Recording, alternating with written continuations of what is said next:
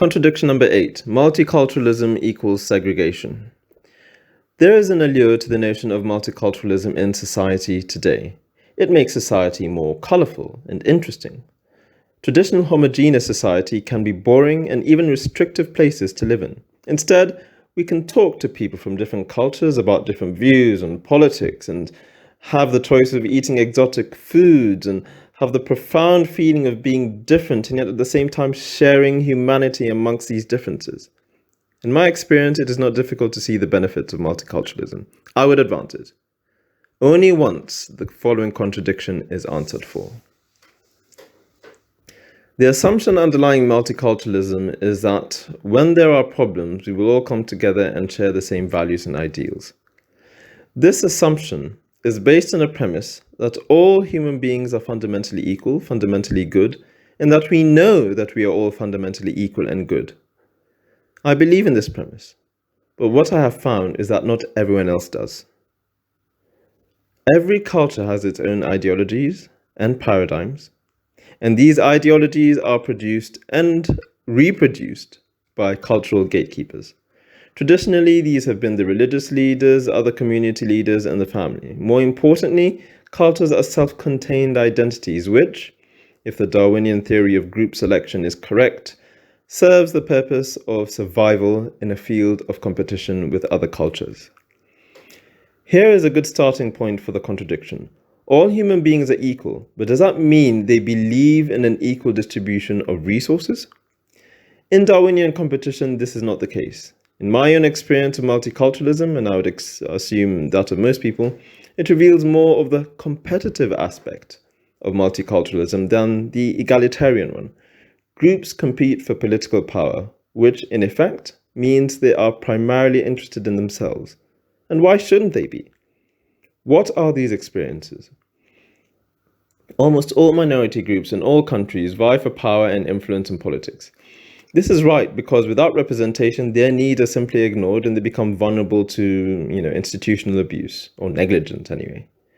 In order to do this, members of that group must, in true Darwinian fashion, conglomerate.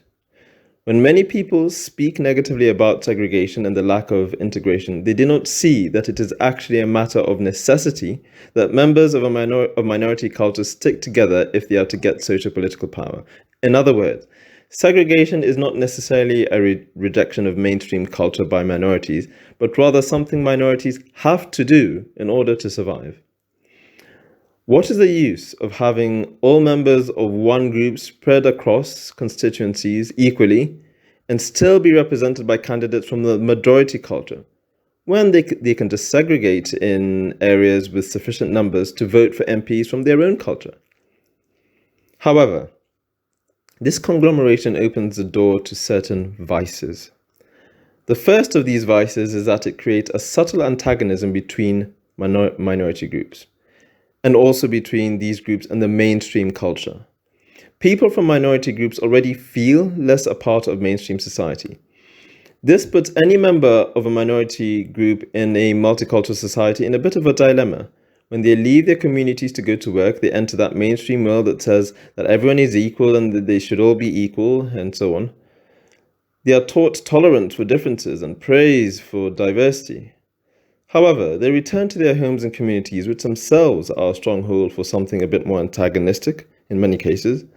And these places usually enforce the identity narrative.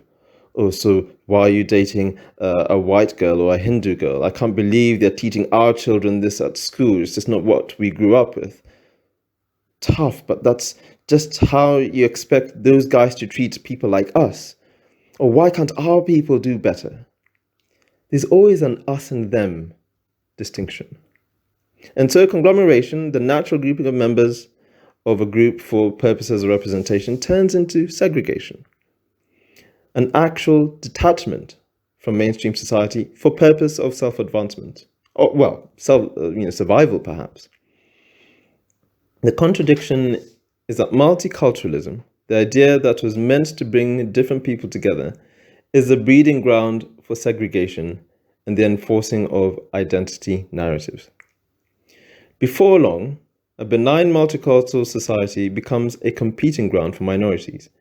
In Britain, you hear the Indian communities complaining that there are more black people in government and opposition front benches than other minority groups. You see Muslims vying for Sharia law and being opposed, not necessarily by mainstream right-wing groups, but by the Hindu and Sikh communities as well. If they can have the Sharia law, then why can't we wear turbans on motorcycles when the law says we can't? Or why is every minority on a BBC program an advert for a Muslim or a black and not Hindu or Sikh? Mainstream society begins to react to this, but in different ways. Many still hold on to the multicultural idea and belief that so long as tolerance and diversity are preached, and are preached the loudest, the underlying unrest will subside. Others are more ready to see the vices, not necessarily because they do not want or they do not believe in diversity in principle, but because they just don't see it working in reality. The left blames the right for fueling division simply by talking about it, and the right blames the left for not seeing the division that already exists.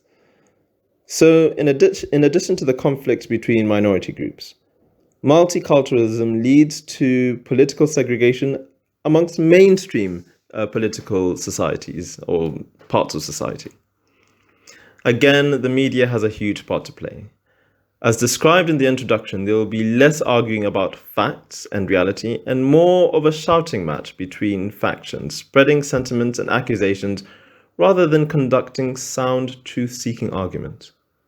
It has long been tearing us apart. You cannot have a healthy debate about multiculturalism without being accused by one side of being intolerant or the other side of being unpatriotic and seditious. This seems to be the actual destiny of the colourful, diverse utopia we first dreamed of.